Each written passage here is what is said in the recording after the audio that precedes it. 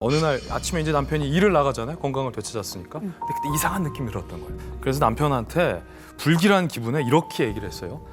어느 지역으로 이제 남편이 가야 되는데 그 지역에 남편이 안 갔으면 좋겠다라는 생각이 들어서 오늘은 거기를 가지 마시오고 꼭 가야 된다면 같이 일하는 분을 보내시오고 오늘 꼭 가지 말라고 그랬단 말이에요.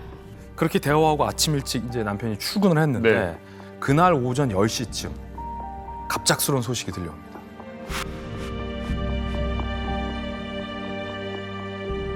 아침에 인사하고 헤어졌던 그 남편분이 네. 교통사고로 사망했다는 소식. 어머나 어떡해. 교통사고로 사망했다는 소식.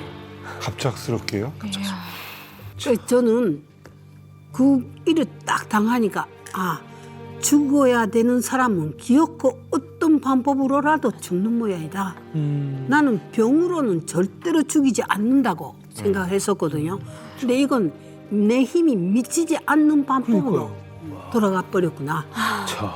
참 이게 45의 나이에 12년을 간병을 해서 남편을 살려놨는데 그렇게 가지 말라는 길을 가다가 이제 갑자기 돌아가시게 된 거예요. 아이는 5명이나 있고.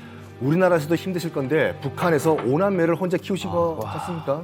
17세에 꽃다웠던 그런 소녀가 세월이 흘러 40대 중반이 됐습니다. 그리고 1986년 정말 반가운 소식을 듣게 됩니다. 그게 뭘까요?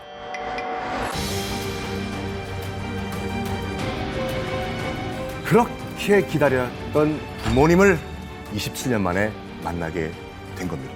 이게 반가운 거 아니지 않아요? 돌아가신 건 이거 아니고. 27년 만에 어떻게 가능해요? 그렇게 기다렸던 부모님을 27년 만에 만나게 된 겁니다. 이게 반가운 거 아니지 않아요? 돌아가신 건 이거 아니고. 27년 만에 어떻게 가능해요? 한 1970년대 후반, 79년도, 80년도 들어서면서 북한이 갑자기 또 허락을 합니다. 대신에 헌금을 요구했죠. 그때 이제 기본, 이게 뭐 공적으로 밝혀진 거 아니지만 기본 기부금이 2천에서 3천만 원.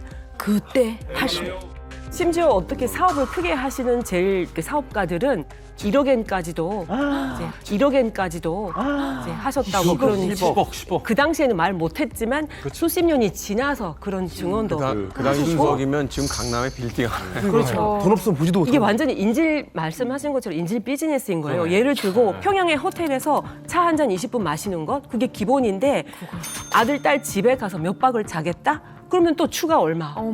이런 식으로 초기에는 그런 식으로 운영을 했고 그 만경봉호가 한 번 북한을 왕복을 하면 한 하나로 30억 원은 그 이익이 남았다고 해요. 이게 그냥 돈이 되는 비즈니스인 거죠. 사람이 절실하고 필요하면 그 원래 금액을 넘어선 금액도 기꺼이 지불할 수밖에 없게 되는 거거든요. 더군다나 가족 간의 어떤 그 혈연의 금액이 어디 있어요, 사실. 그렇죠. 아니 사실 27년 만에 상봉이라는데 이제 상상이 좀 안 되거든요. 그 당시 좀 어떠셨어요?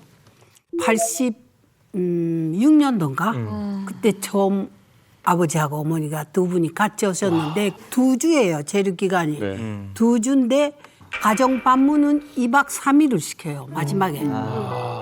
그때 그 우리 아버지가 그렇게 어렵고 힘들었으면 왜 자살해 죽지 않았댔니? 왜 자살해 죽지 않았댔니?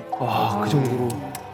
우리 아버지가 나를 정말 기해했거든요. 그러니까 자기 딸이 그렇게 고생했다는 거 생각하니까 죽는 게 낫았겠다. 이렇게 말씀하시네요.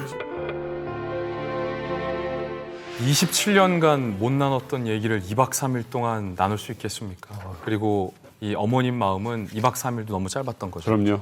그걸 또 북한이 이용합니다.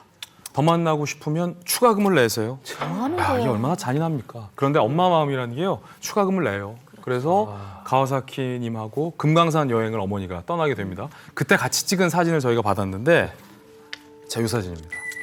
근데 이게 좀 너무 배경 위주로 찍힌 것 같은데 누가 따님이고 누가 어머님인지 알아보시겠어요? 멀리서 보니까 안 보여. 저는 처음에 보고 잘 못 알아봤어요. 그만큼 가와사키님이 고생을 많이 하셨던 거죠. 이렇게 한번 비교해 볼까요? 17세 때 북한에 가기 직전의 모습과 한번 비교해 보면 너무 많이 야위셨죠. 예. 그간 북한에서 너무 많이 고생을 했다라는 반증이죠. 누가 엄마예요?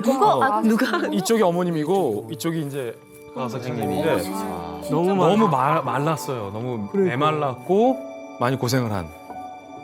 어머니가 이렇게 마른 야윈 딸을 보면서 얼마나 가슴이 아프셨겠어요. 그런데도 불구하고 딸과 함께 시간을 보내고 사진을 찍을 수 있어서 너무 행복했다. 너무너무 행복해 하셨다라는 얘기를 듣고 너무나도 가슴이 아팠습니다.